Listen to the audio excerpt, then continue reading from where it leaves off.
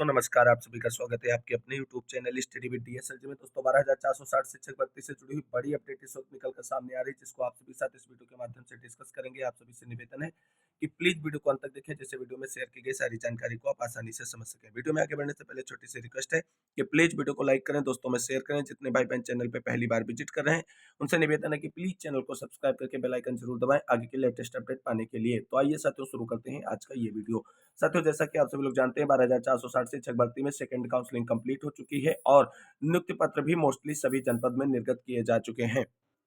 अब आप सभी साथियों को बता दें, इसी बीच चयनितों के लिए एससीईआरटी से बड़ी अपडेट निकलकर सामने आ रही है और आप सभी को बता दें जो चयनित हुए हैं और गलत डॉक्यूमेंटेशन के बिहाफ पर चयनित हुए हैं उन सभी की नौकरी पर खतरा मंडराने लगा है, क्योंकि आप सभी को बता दें कल देर शाम सचिव प्रताप सिंह बघेल जी की तरफ से एक लेटर जारी किया गया है, जिसमें आप सभी को बता दें सारी चीजें बिल्कुल क्लियर कट कर दी गई हैं और अगर किसी ने फर्जी डॉक्यूमेंटेशन के बिहाफ पर नौकरी पाने का प्रयास किया या नियुक्ति पत्र प्राप्त कर लिया है तो अब आगे उनका ज्वाइनिंग नहीं कराई जाएगी और स्कूल आवंटन नहीं किया जाएगा, बल्कि उनकी जो है नियुक्ति पत्र को निरस्त कर दिया जाएगा। आप सभी लोग देख सकते हैं इससे जुड़ी हुई एससीईआरटी से ये बड़ी अपडेट निकलकर सामने आ चुकी है। दोस्तों आप सभी लोग यहाँ पर देख सकते हैं ये सचिव प्रताप सिंह बघेल जी की तरफ से लेटर जारी कर दिया गया है। बिल्कुल क्लियर कट बात इसमें स्पष्ट मेंशन कर दी गई है। 12,460 सहायक अध्यापक भर्ती प्रक्रिया के संबंध में दिनांक 5/1/2024 को शैक्षिक एवं प्रशिक्षण अभिलेखों की जांच, अनंतिम चयन सूची एवं नियुक्ति पत्र निर्गत किए जाने के संबंध में समय सारणी एवं दिशा निर्देश। 12,460 सहायक अध्यापक भर्ती प्रक्रिया के संबंध में दिनांक 5/1/2024 को शैक्षिक एवं प्रशिक्षण अभिलेखों की जांच, अनंतिम चयन सूची एवं नियुक्ति पत्र निर्गत किए जाने के संबंध में समय सारणी एवं दिशा निर्देशों के बिंदु संख्या 5 के स्थान पर निम्नवत पढ़ा जाए। यानी शैक्षिक अर्हता, प्राथमिक विद्यालयों में सहायक अध्यापक पद पर नियुक्ति हेतु ऐसे अभ्यर्थी पात्र होंगे जो शासनादेश निर्गत होने की तिथि 15/12/2016 तक भारत में विधि द्वारा स्थापित विश्वविद्यालय से स्नातक की उपाधि रखते हो एवं राज्य शैक्षिक अनुसंधान एवं प्रशिक्षण परिषद उत्तर प्रदेश द्वारा आयोजित द्विवर्षीय बीटीसी प्रशिक्षण, द्विवर्षीय उर्दू प्रवीणता, बीटीसी प्रशिक्षण विशिष्ट, बीटीसी प्रशिक्षण अथवा एनसीटीई द्वारा अनुमान्यता प्राप्त डीएड यानी विशेष शिक्षा या 4 वर्षीय बीएड प्रशिक्षण सफलतापूर्वक उत्तीर्ण किए हों। साथ ही उत्तर प्रदेश सरकार तथा भारत सरकार द्वारा कक्षा 1 से 5 हेतु तो आयोजित अध्यापक पात्रता परीक्षा सफलतापूर्वक उत्तीर्ण किए हों। यानी कुल मिलाकर के जो आप सभी को बता दें यूपीटीटी 2016 का मैटर था उसको लेकर के सचिव सर की तरफ से बिल्कुल क्लियर कर दिया गया है और सारे डॉक्यूमेंट्स जो हैं वो सचिव सर ने स्पष्ट कर दिया है कि 15/12/2016 से पहले के होने चाहिए। यानी जिस दिन 12,460 शिक्षक भर्ती का शासनादेश निर्गत किया गया था उससे पहले आप सभी के ये सारे डॉक्यूमेंट्स क्लियर होने चाहिए, चाहे आपका स्नातक यानी ग्रेजुएशन की मार्कशीट हो, चाहे आपकी बीटीसी हो, चाहे आपका यूपीटेट या सीटेट हो। ये सारी अगर आपने परीक्षाएं 15/12/2016 से पहले उत्तीर्ण कर ली हैं तभी आप इस भर्ती प्रक्रिया में एलिजिबल हैं, अदरवाइज आप सभी को बता दें आपको भर्ती से बाहर किया जा सकता है। तो कुल मिलाकर के जो योग्यता यानी शैक्षिक एवं प्रशैक्षणिक अर्हता को लेकर के विवाद था यूपीटीटी 2016 उसको एक तरीके से सचिव सर की इस लेटर ने क्लेरिफाई कर दिया है। अगर किसी भी आवेदक को नियुक्ति पत्र मिल गया है यूपीटीटी 2016 के बिहाफ पर, मोस्टली आप सभी को बता दें फिल्टराइजेशन की प्रक्रिया में सभी को बाहर कर दिया गया है, उनकी नियुक्ति जो है निरस्त कर दी गई थी और अनंतिम चयन सूची से उन्हें बाहर कर दिया गया था। लेकिन कुछ जनपदों से यह शिकायत निकलकर सामने आ रही थी कि यूपीटीटी 2016 वालों को भी नियुक्ति प्रक्रिया में जो शामिल करते हुए नियुक्ति पत्र निर्गत कर दिए गए हैं। अब आप सभी साथियों को बता दें ऐसे वो साथी जिनके डॉक्यूमेंटेशन जो है शैक्षिक या प्रशिक्षण जो डॉक्यूमेंट है वो 15/12/2016 के बाद के हैं और उनको नियुक्ति पत्र निर्गत हो गया है किसी भी प्रकार से, तो उन सभी के नियुक्ति पत्र निरस्त किए जाएंगे। ये एससीईआरटी से बड़ी अपडेट है आप सभी के लिए और सचिव सर ने बिल्कुल इस मुद्दे को क्लेरिफाई करते हुए इसको बिल्कुल पूर्ण विराम के साथ समाप्त कर दिया है। अब किसी भी साथी के मन में कोई डाउट नहीं रहना चाहिए, क्योंकि अब यूपीटीटी 2016 हो वो आवेदक बाहर हो जाएंगे इस भर्ती प्रक्रिया से। तो कुल मिलाकर के सचिव साहब के इस लेटर ने सब कुछ क्लेरिफाई कर दिया है। आप सभी के जो भी डाउट थे डॉक्यूमेंटेशन को लेकर के यानी कब तक डॉक्यूमेंट जो हो वो मान्य होगा, तो वो चीजें यहाँ पर क्लियर हो गई हैं और आप सभी लोग देख सकते हैं जो भर्ती का विज्ञापन आया था उससे पहले आप सभी के सभी शैक्षिक एवं प्रशैक्षणिक डॉक्यूमेंट्स जो है वो कंप्लीट होने चाहिए। तो ये बड़ी अपडेट के बाद हम मूव करते हैं अगली प्रमुख खबर की तरफ। दोस्तों, चयनितों के स्कूल आवंटन को लेकर के बड़ी अपडेट निकलकर सामने आ रही है। आप सभी साथियों को बता दें, चयनितों की तरफ से लगातार एससीईआरटी पर सचिव महोदय से और डीजी मैम से मुलाकात करने का प्रयास किया जा रहा है कि चयनितों को जल्द से जल्द स्कूल आवंटित किया जाए। लेकिन आप सभी लोगों को बता दें, मामला सुप्रीम कोर्ट में पहुंच गया है और सुप्रीम कोर्ट से स्टेटस क्यू की स्थिति को लागू कर दिया गया है। ऐसे में चयनितों के स्कूल आवंटन को लेकर के बड़ी अपडेट निकलकर सामने आ रही है, जिसको आप सभी लोग यहाँ पर देख सकते हैं। यहाँ पर आप सभी लोग दोस्तों देख सकते हैं, नियुक्ति पत्र के बाद भर्ती पर लगी रोक। खबर 12,460 शिक्षक भर्ती प्रक्रिया से ही जुड़ी हुई है।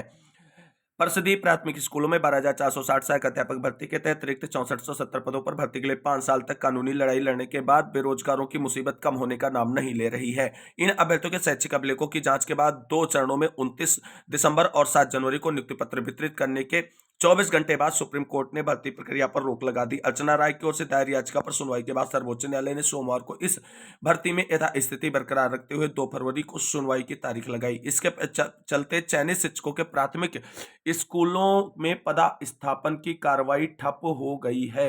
यानी स्कूल आवंटन की कार्रवाई जो है सुप्रीम कोर्ट के स्टेटस क्यू की स्थिति लागू किए जाने के बाद ठप हो गई। शिक्षक भर्ती नियमावली 1981 में किसी भी जिले में उन्हीं प्रशिक्षुओं को नियुक्ति का प्रावधान था जहां से आवेदक ने प्रशिक्षण किया था। हालांकि सचिव बेसिक शिक्षा परिषद संजय सिन्हा ने 2018 में एक सर्कुलर जारी कर उन अभ्यर्थियों को दूसरे जिले से आवेदन का अवसर दिया था जिन जिलों में पदों की संख्या शून्य थी।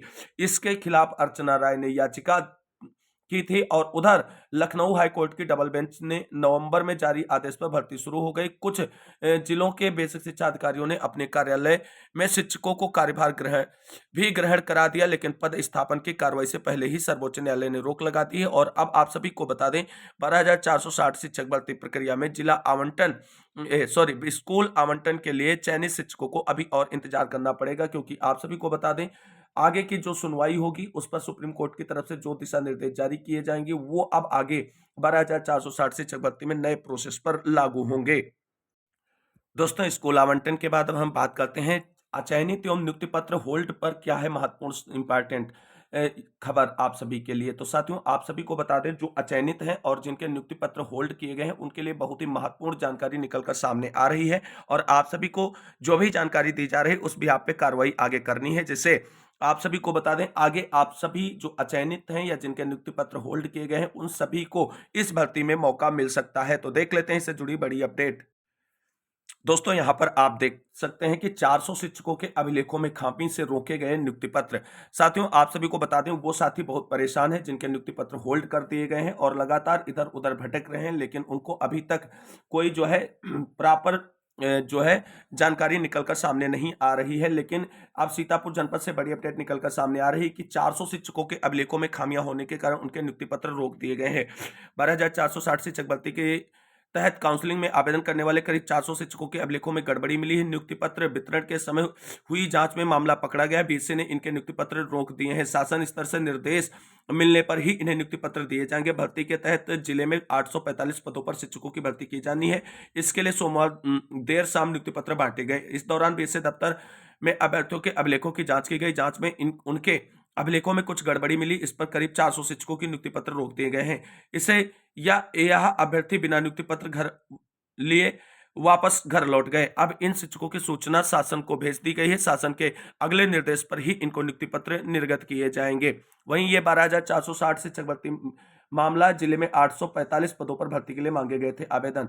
और आप सभी लोगों को बता दें, स्कूल के लिए करना होगा इंतजार। करीब 450 शिक्षकों के सोमवार देर शाम नियुक्ति पत्र बांटे गए, लेकिन अभी इन शिक्षकों को विद्यालय आवंटित नहीं हुए हैं। इससे शिक्षकों को विद्यालय के लिए अभी इंतजार करना पड़ेगा और तब तक ये सभी बीएसए कार्यालय पर ही हाजिरी लगाएंगे। विद्यालय आवंटन की तैयारी शुरू। परिषदीय विद्यालय में पारस्परिक स्थानांतरण को लेकर तैयारी शुरू हो गई। 11 से 13 जनवरी के मध्य इन शिक्षकों की रिलीविंग व ज्वाइनिंग कराई जाएगी। इसके लिए शिक्षक जोड़े की सूचना जो है आप सभी को बता दें सहित अन्य अभिलेख जमा कर रहे हैं। वहीं विभाग में ने आने वाली फाइलों की जांच शुरू कर दी। तो ये आपको बता दें, पारस्परिक स्थानांतरण वाले मामले में विद्यालय आवंटन से जुड़ी अपडेट है। आपके 12,460 शिक्षक भर्ती से जुड़ी हुई अपडेट नहीं है। तो अब आप सभी साथियों को बता दें, जो अचयनित हैं जिनके नियुक्ति पत्र होल्ड हो गए हैं उनके लिए क्या महत्वपूर्ण कार्रवाई की जानी है इस भर्ती प्रक्रिया में।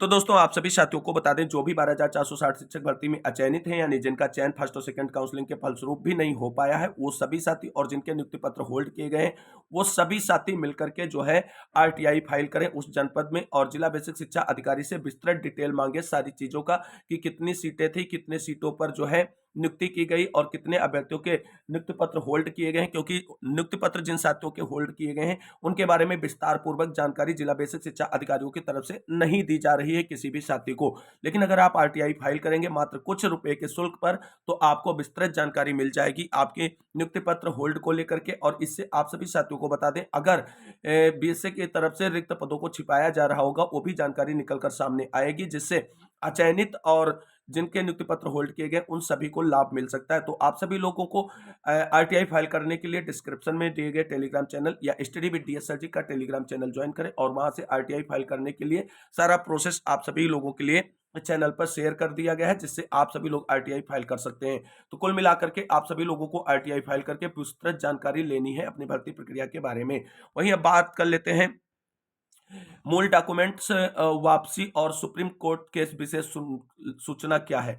तो आप सभी साथियों को बता दें, 12,460 शिक्षक भर्ती में जिन अभ्यर्थियों का सेकंड काउंसलिंग और फर्स्ट काउंसलिंग में चयन नहीं हो पाया है, उन सभी के मूल डॉक्यूमेंट्स वापसी शुरू हो गई है सभी जिला बेसिक शिक्षा अधिकारियों की तरफ से। सीतापुर जनपद में 12 जनवरी से सभी के मूल डॉक्यूमेंट्स जो है वापस किए जाएंगे और उन्हीं अभ्यर्थियों के मूल डॉक्यूमेंट्स वापस होंगे जिनका चयन 12,460 शिक्षक भर्ती प्रक्रिया में सेकंड काउंसलिंग तक नहीं हो पाया है। तो जिन साथियों को अपने मूल डॉक्यूमेंट्स चाहिए, तो अपने जिला बेसिक शिक्षा अधिकारी यानी जहां पर आपने काउंसलिंग कराई है वहां से अपने मूल डॉक्यूमेंट्स वापस ले सकते हैं अगर आपका चयन नहीं हो पाया है। वहीं आपको बता दें, सुप्रीम कोर्ट से क्या विशेष सूचना है भर्ती प्रक्रिया पर।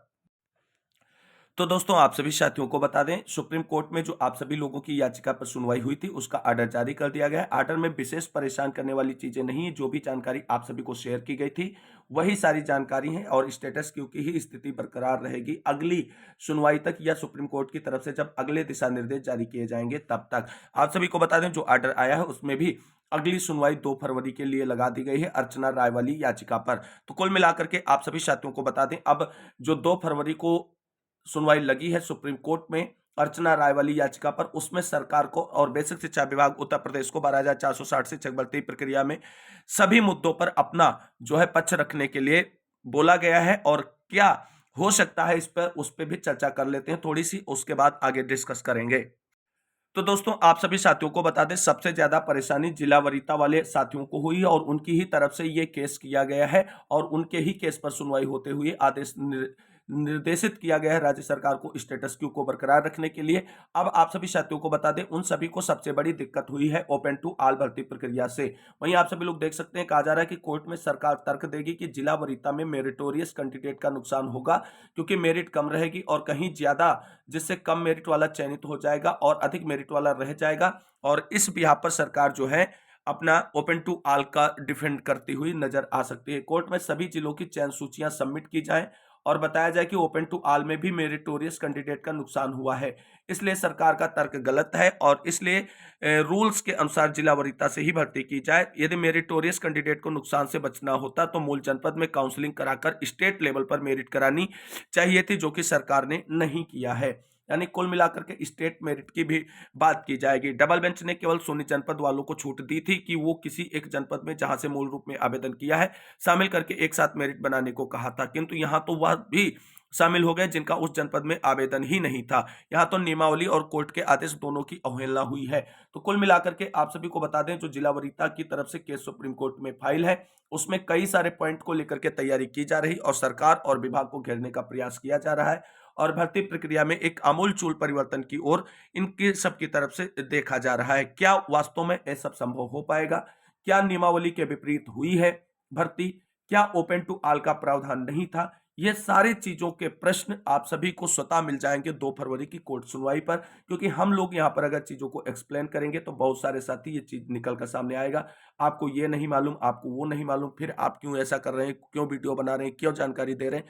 तो उन चीजों को जानने के लिए आपको ही इंतजार करना पड़ेगा 2 फरवरी का, क्योंकि सरकार और विभाग पूरी तैयारी के साथ अपना पक्ष रखेगी और मामले को शॉर्ट आउट कराने का प्रयास करेगी।